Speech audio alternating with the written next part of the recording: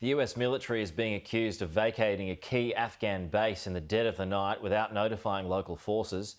US troops left Bagram Air Base unexpectedly on Friday and reportedly left behind up to 5,000 Taliban prisoners. The location's new commander is concerned the Taliban will make a move on the facility and is receiving reports of movement in nearby rural areas. 3,000 troops are under the general's command, well under the tens of thousands of Allied soldiers who previously occupied the base. Well, joining us live now is US contributor Michael Ware. Michael, you've spent a lot of time in Afghanistan. You know the place well. There's a couple of questions I want to ask you, but first of all, I mean, it just seems inevitable that the Taliban's stretch across the country is going to continue, and it's just going to occupy places like the one that we've just seen that the American forces have vacated.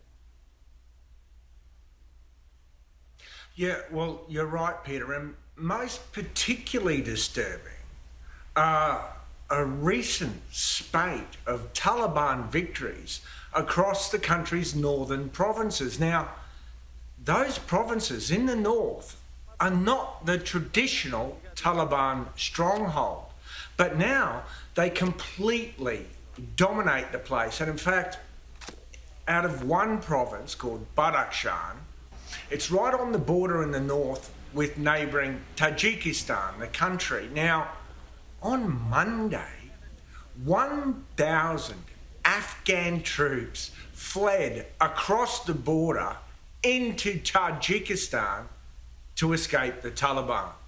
Now, according to the government in Tajikistan, that's like the third wave of Afghan troops escaping in the last week or so.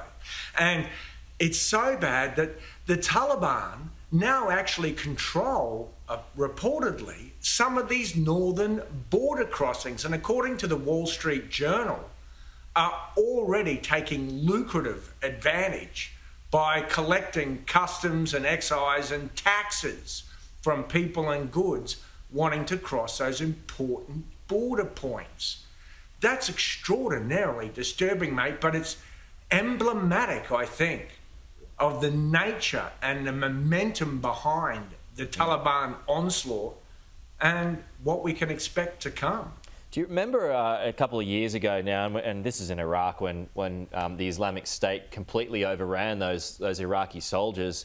A lot of them were rounded up and killed because of their obvious allegiances. But do you expect the same thing would happen here, or are there chances that members of the Afghan military will just flip allegiances and change teams, or would they just get murdered on the spot?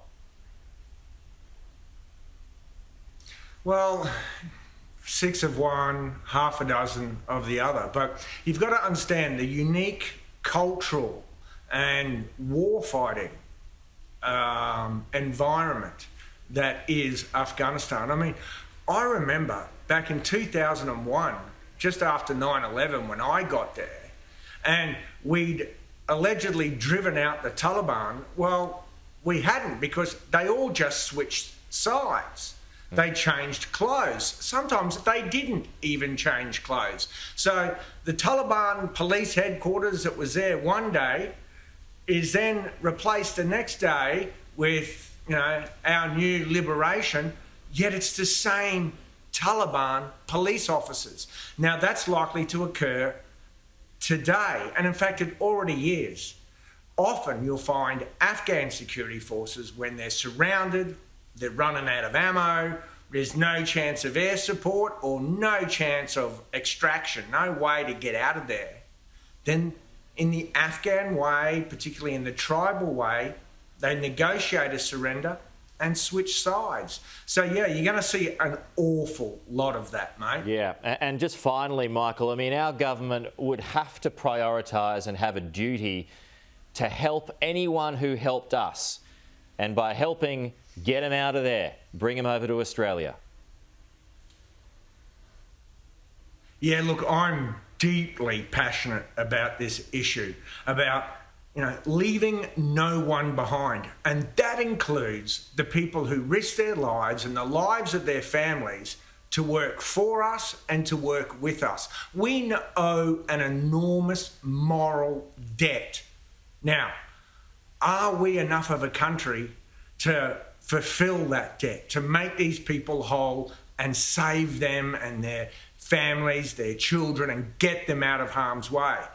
I don't know. America's facing the same problem. It has about 16,000 Afghan interpreters it has to save very, very quickly, because most certainly, they will be attacked. But I can tell you this, the Australian government helped me get my journalist translator out of Afghanistan. I can't speak highly enough of the Department of Immigration.